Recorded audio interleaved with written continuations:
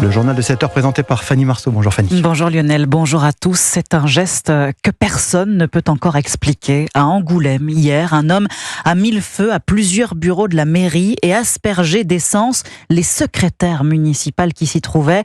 Un moment de terreur perpétré par un individu inconnu des autorités et dont le profil interroge. Reportage en Charente du correspondant d'Europe 1, Guillaume Dreschler.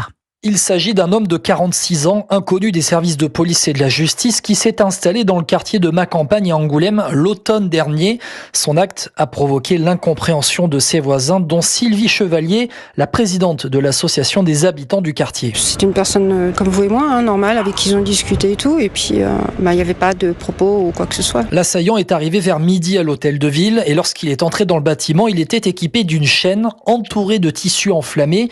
Il a rapidement été pris en charge, explique la procureure de la République d'Angoulême, Stéphanie Aouine. Il est extrêmement taisant et il n'a pas à être à l'endroit où il est. Et on a le bon réflexe d'une secrétaire de mairie qui actionne un bouton d'alarme, ce qui va engendrer l'intervention des policiers municipaux. Il est déjà engagé en fait dans son opération de destruction par voie d'incendie. Les premières injonctions n'ont pas pour conséquence de le faire changer dans son comportement. Et lorsque finalement les policiers municipaux sont acculés, l'un d'entre eux fait usage de son arme. Sur le capot avant de la voiture avec laquelle il s'est garé devant la mairie se trouvait une inscription en langue arabe désignant la prière des morts, mais à ce stade, il n'y a aucun lien avec une entreprise terroriste, assure la procureure. À Angoulême, Guillaume Dreschler pour Europe 1. Et notez que les deux secrétaires de mairie n'ont pas été blessés, mais une cellule psychologique a été ouverte pour prendre en charge les agents choqués. L'assaillant hospitalisé dans un état grave est désormais stable. Il pourra être interrogé sous peu. 2 enquêtes ont été ouvertes, l'une pour tentative d'homicide aggravé et destruction de biens d'utilité publique, et l'autre devra vérifier les conditions d'utilisation de l'arme de service des policiers municipaux intervenus. À Montbéliard, après 4 heures d'audition à huis clos face au juge des enfants, un garçon de 12 ans a été reconnu coupable d'apologie d'actes terroristes. Oui, depuis décembre dernier, il avait téléchargé, tenez-vous bien, plus de 1700 vidéos de l'État islamique, des heures d'images violentes montrant des massacres et des exécutions qu'il a partagées sur des messageries cryptées. Le garçon connaîtra sa peine dans 7 mois. Il s'agira, compte tenu de son âge, de sanctions éducatives. En attendant, il a été placé dans une structure collective de la protection judiciaire de la jeunesse où il bénéficie de soins et de mesures éducatives. La politique maintenant, le grand jour, c'est demain. Emmanuel Macron doit recevoir à l'Élysée tous les chefs de partis et groupes parlementaires avant d'arrêter le choix de son Premier ministre. Alors plusieurs noms sont déjà sur la table. Si le nouveau Front Populaire espère que Lucie Castet sera nommée, c'est Bernard Cazeneuve qui est de plus en plus évoqué, une option qui divise la gauche.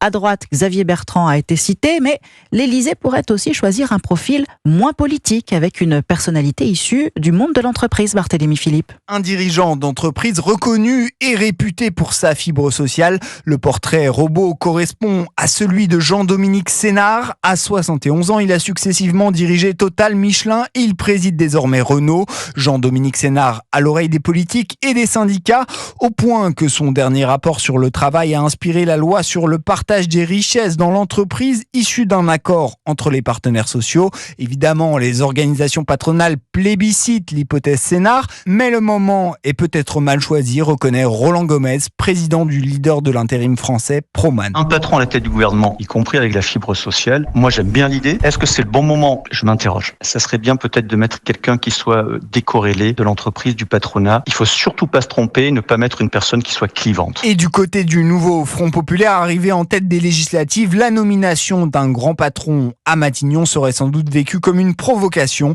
du président de la République. Barthélémy Philippe du service économie d'Europe 1 notait par ailleurs la candidature d'Elisabeth Borne à la présidence du parti Renaissance. L'ancienne première ministre l'annonce ce matin dans Le Parisien, aujourd'hui en France. Elle pourrait être en concurrence avec Gabriel Attal, qui lorgne lui aussi le poste, mais qui est déjà président du groupe Ensemble à l'Assemblée. L'élection doit avoir lieu à l'automne. La politique toujours, mais aux États-Unis maintenant, et le discours ce matin à Chicago de Tim Walz, qui a officiellement accepté son investiture en tant que colistier de Kamala Harris. Oui, à chaque jour son temps fort. La convention démocrate doit s'achever demain par la prise de parole très attendue de la candidate Kamala Harris devant 50 000 personnes.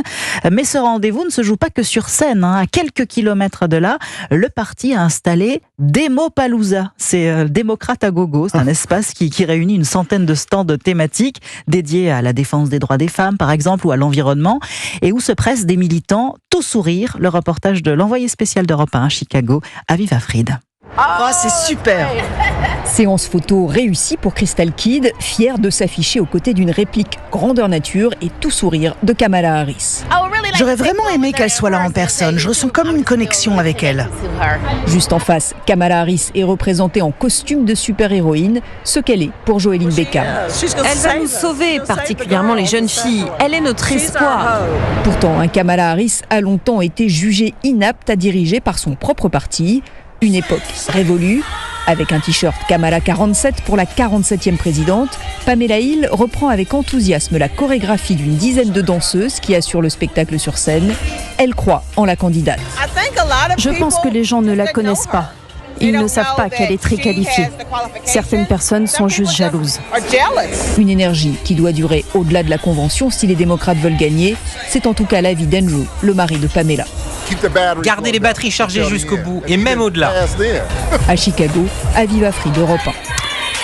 C'est un fleuron américain qui a de plus en plus de plomb dans l'aile. La série noire continue pour l'avionneur Boeing. Oui, après la demande d'inspection des sièges des pilotes pour une centaine d'avions 787 en début de semaine, voilà que son futur gros porteur, le 777X, présente une défaillance, des micro-fissures sur une pièce indispensable à la sécurité de l'appareil. Les vols tests ont donc été suspendus. C'est un nouveau coup dur pour le géant américain qui commençait pourtant à redresser la barre, Aurélien Fleureau. Un nouveau patron, plusieurs dizaines de commandes qui redonnent des perspectives. La parenthèse positive n'aura même pas duré un mois. C'est d'abord le régulateur américain de l'aviation civile qui a exigé l'inspection des sièges pilotes de plusieurs centaines de Boeing 787 à la suite d'un incident qui date de mars dernier. Un rapport a fait état d'un mouvement vers l'avant non maîtrisé du siège du pilote, ce qui a entraîné une descente rapide et avait fait une cinquantaine de blessés parmi les passagers. Et voilà maintenant un nouveau retard pour le futur gros porteur, le 777X. En cause, la défaillance d'une pièce qui relie le moteur au corps de l'appareil, évidemment crucial pour la sécurité.